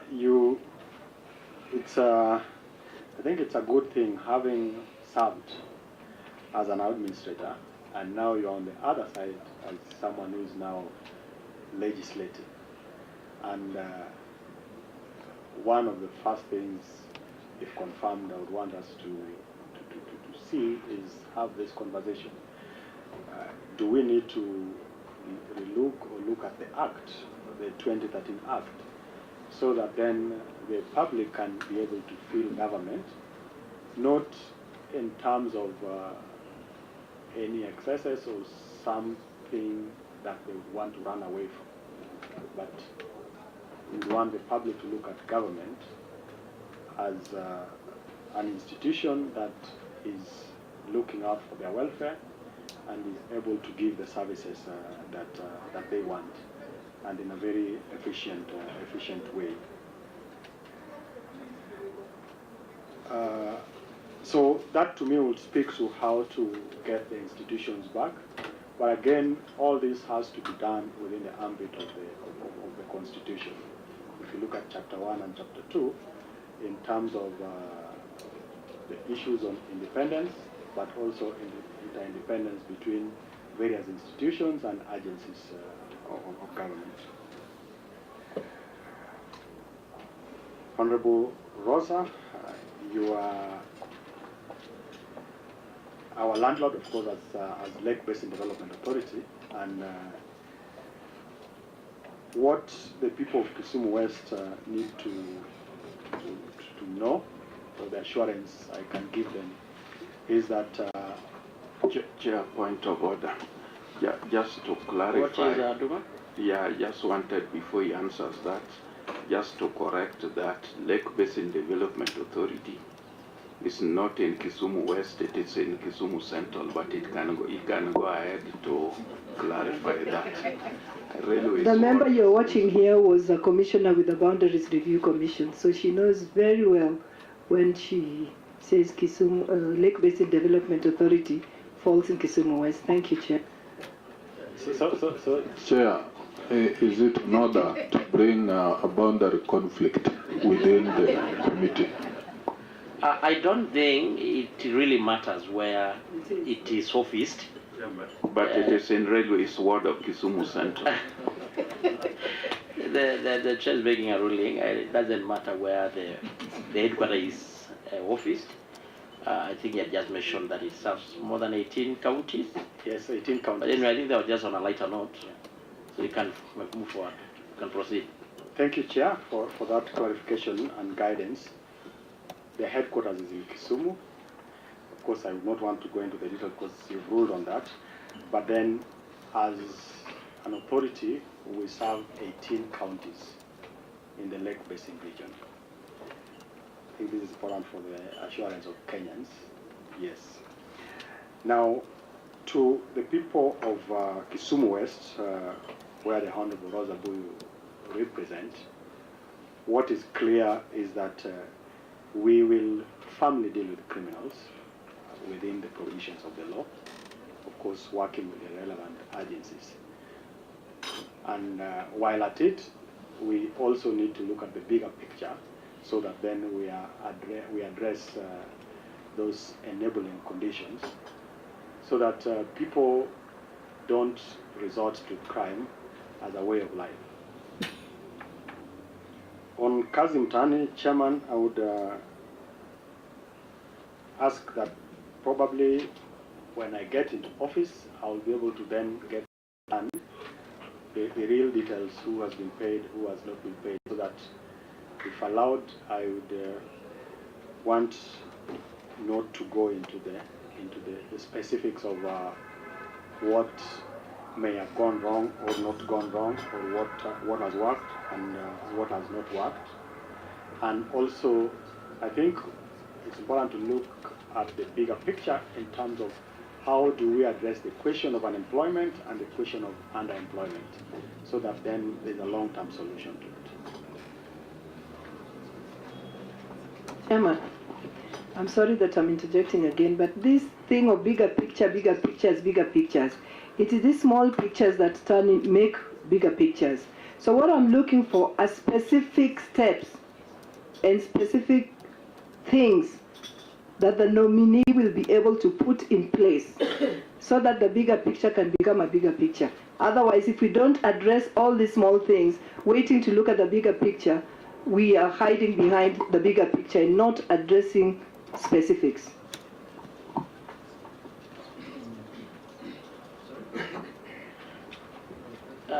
Kaunya? Yeah, I think the nominee is taken note. You should be able to appreciate, that the members are taking into account the kind of an office probably are going to get into, if approved by them, that they want real, tangible, solutions. Yeah. But anyway, let's have. You want to answer? Chair. Chair, just a short one, so that as he concludes. The question that I really wanted to hear from you, whether you approve of a chief giving a lift to the DO because there are no facilities, equipment, whether you are going to improve on the equipment of these administrative officers. That's really the question. I didn't get the answer, Chair. As he prepares to answer, maybe we can also get Honorable Sigei. I know he's a veteran, a very experienced administrator. Chair, thank you so much for the for the opportunity. I think what I'm going to start with is what Honorable Kaunya has mentioned. I was going to ask that question. But first of all, I would like to support what Mr. Kaunya said, particularly on the officers in this cadre, the administration.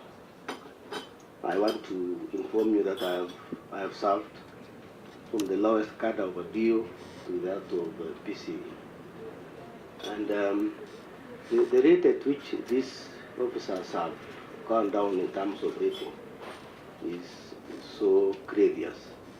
And I would like to suggest that you look at the way of posting this office, because that is the image of government, really.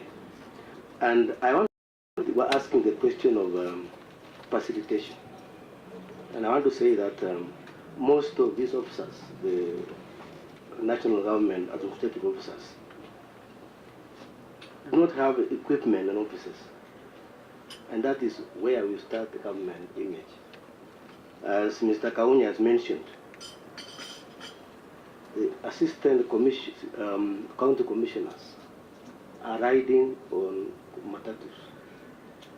And this really spoils the government image. And Mr. Omolo, I would like you to address that issue so that we have these officers going to Barasas on a more comfortable and better facilities.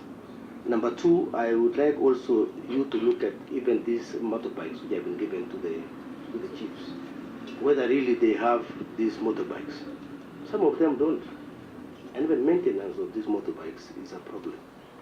So I would like to ask you what you're going to do, particularly those officers who are working at home, the chiefs who are working under trees, and they are putting the government in a very awkward situation. And really, I am very impressed with what you have answered. And I have no doubt in my mind that you are going to do something about these issues. So that's number one. Number two, on the issue of administrative units which have been discussed earlier, I wonder whether these units did get the public participation. I would like you to look at those units, because some of them were just given by officers in the office without necessarily asking people to participate in this one. Then number three is the chiefs. I worked in Nairobi as a PC, and the chiefs in Nairobi are transferable. They move around the locations, and I found it very effective. I don't know whether you also want to have this kind of thing replicated in the other regions, so that they can be able to be exposed to other things and other people. Will it have any implication, financial implication? And then lastly, Mr. Omolo, Dr. Omolo, we have some graduate chiefs who are serving in government. Some of them have shown some interest in becoming DOs. Some of them are capable. I would like to ask you whether you will be able to give them chance so they can have some upward mobility. They can be promoted to be a DO because they are past their graduates and they can be able to serve in government. Thank you, Chair.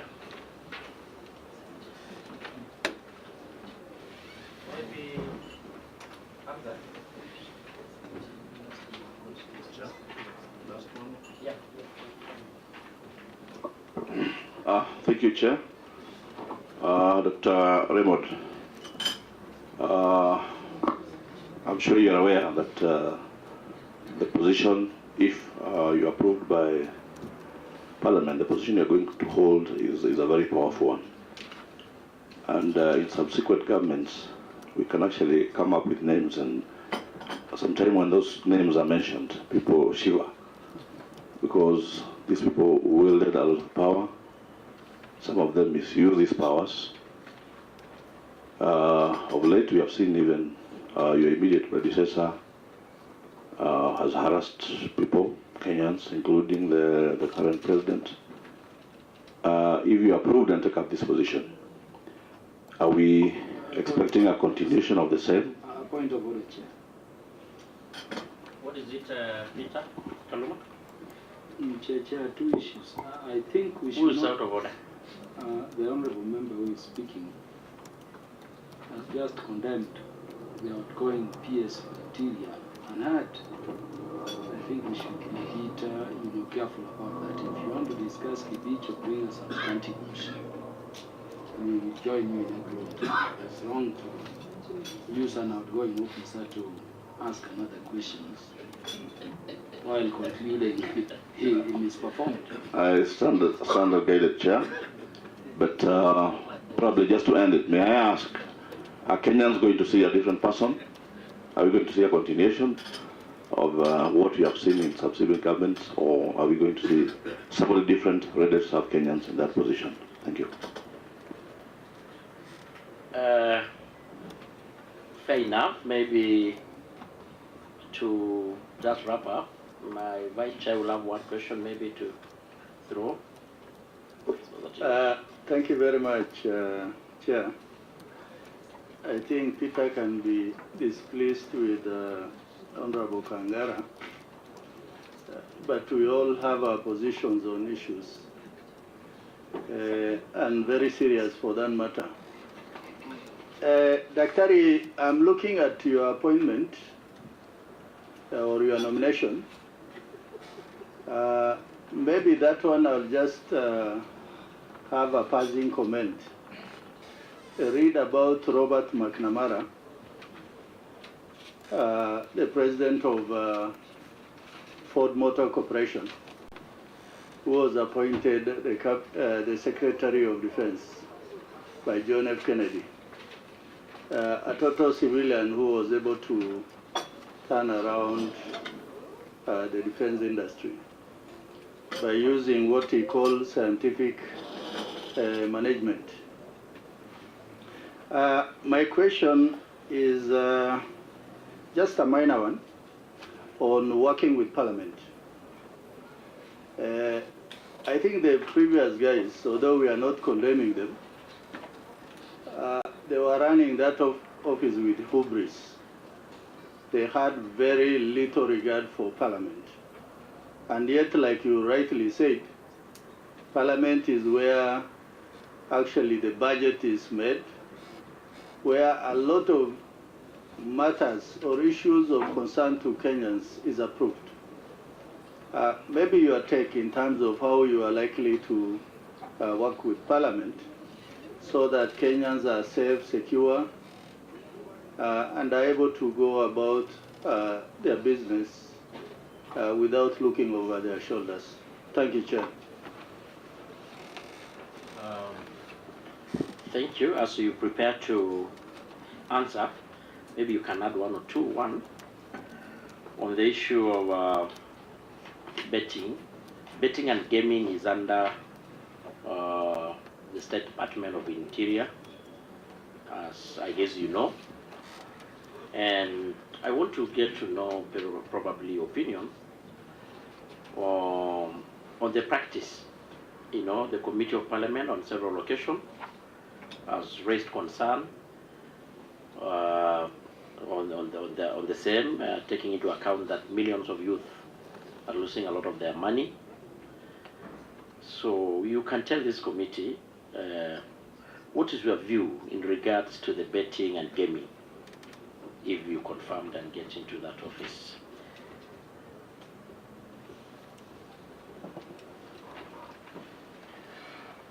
Thank you, Chair. I want to start by responding to Honorable Sigay. Of course, I'll link it up with the question by Honorable Kaunya and move to Honorable Buyu's question. So, SECs being given lists by chiefs, I think the biggest issue here is that our officers are not properly equipped to perform their functions. Now, new administrative units have been put up which have not been operationalized, and the primary reason around this is on budget constraints. And indicatively, there is need for a budget of in excess of 7 billion to be able to operationalize the new administrative units. But this will also go to deal with helping to equip the officers so that then they're able to function. So this is something that as a committee and of course as Parliament,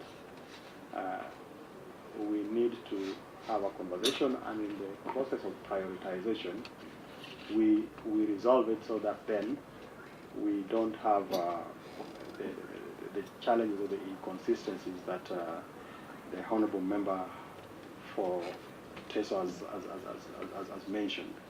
And also as a former administrator, I think it's only fair that the officers that we expect much from, we must go out of our way to also support them to deliver.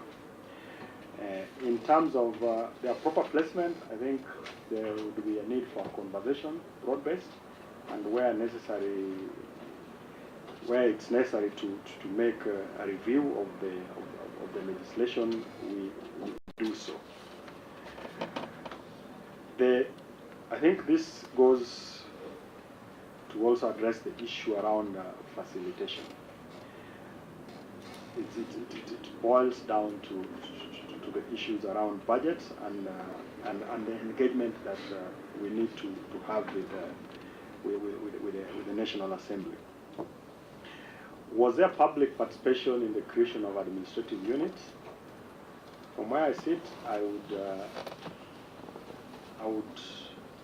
I expect that there is a process that has to be followed for any. Not that I would expect, there is a process that has to be followed to set up new administrative units, beginning with the participation by the public or the people in those specific administrative units making a demand for it. And the whole point that informs creation of administrative units is for service delivery to the people. If for whatever reason that is not done, then the question will be, we need to address it so that the public knows that there's a new administrative unit which they need, so that then they're able to get the services. And when those administrative units are set up, then also have them properly equipped or operationalized, so that then the public get the services.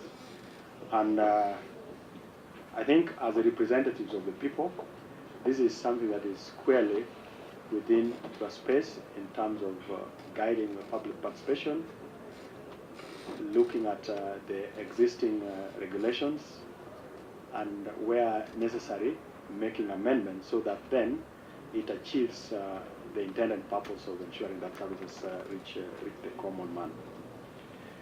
On the issue of transfer of chiefs, the Honorable Secretary has a good example, having been in charge of Nairobi, and because from your experience it worked well. So for me, it will be an open conversation within the State Department and across government, including Parliament. If there is a general consensus that that will be the best way to go, then it will then be a question of how to operationalize it. Again, I would not want to speculate that that is what will be happening, but it's something that then we can look into if confirmed into the office. And of course, then the other question was on mobility.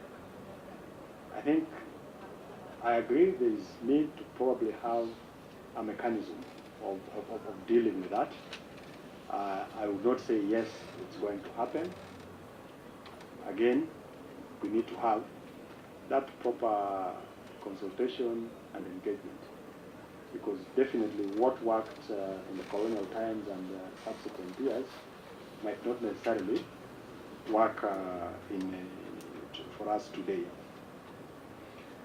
Honorable Mburu, I think what Kenyans are going to see if I'm confirmed into the office is someone who respects the laws of the land, who will abide by the laws, an impartial principal secretary, and someone who will deliver services, or will help, will push, will coordinate the delivery of services to Wananchi.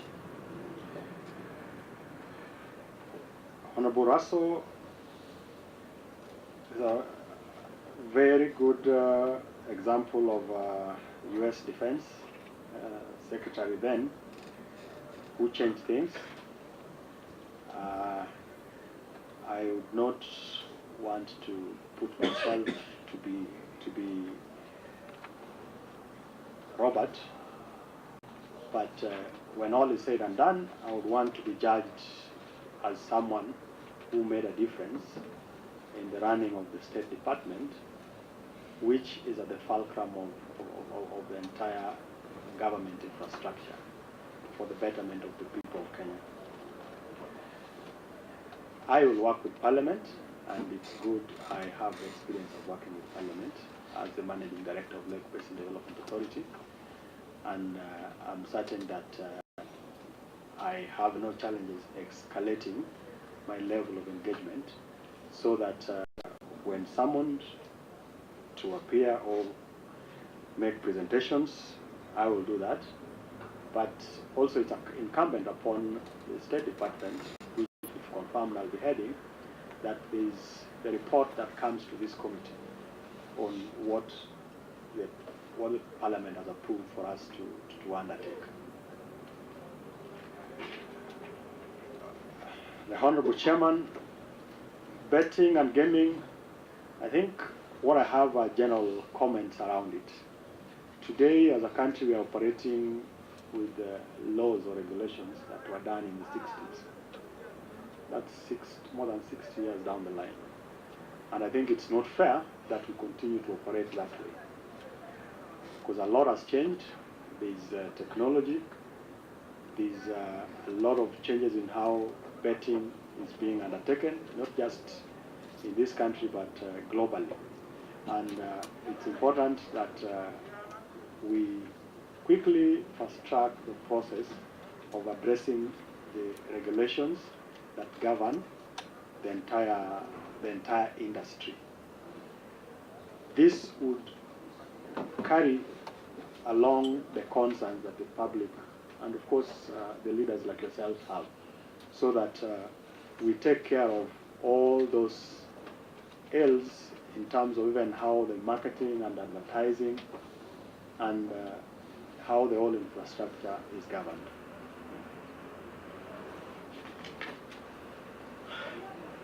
Thank you, Mr. Raymond, and I think as we come to the close of this, maybe before we close, do we have any member with maybe a burning issue? I think we have exhausted. I want to appreciate you. You really attempted to answer all the questions. Of course, this committee will retreat and try to assess, how you answered the questions and able to see your suitability to the office. And now I want just to say, so that it goes on record, that before you came in, the advert was put out to the public as the law requires, and members of the public were asked to maybe do a memorandum, to write an affidavit against you as an individual, to challenge your suitability to this office. And for the purposes of record, we haven't received any. The Secretariat just reported that they have not received any affidavit. So that is good. And lastly, and maybe before you leave, maybe you would have a word for this committee? Thank you, Honorable Chair. I think I want to thank the entire membership of the committee, the honorable members, for the opportunity to present myself, to allow you assess my suitability. And I carry away with me a lot of insights, a lot of very positive engagements, and it is something I don't take for granted. And I also want to thank the President for nominating me, because without that I would not be before you. And generally, yes, thank you. Thank you so much, Raymond Omolo. I think we are done, and we're also grateful for having such a fruitful engagement. So, members, we can have the nominee escorted. Yeah. Best of luck. Thank you.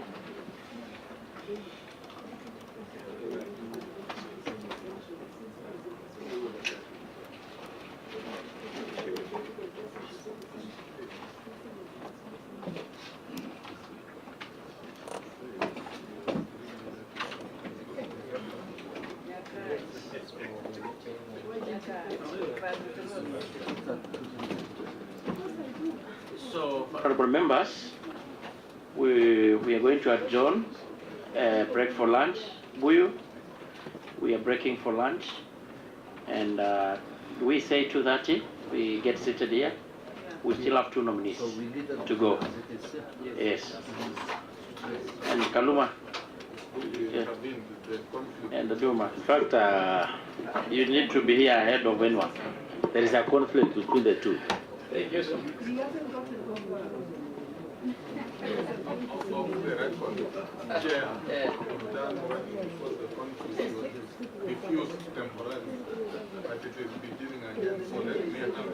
But you know, to diffuse it, to do it permanently.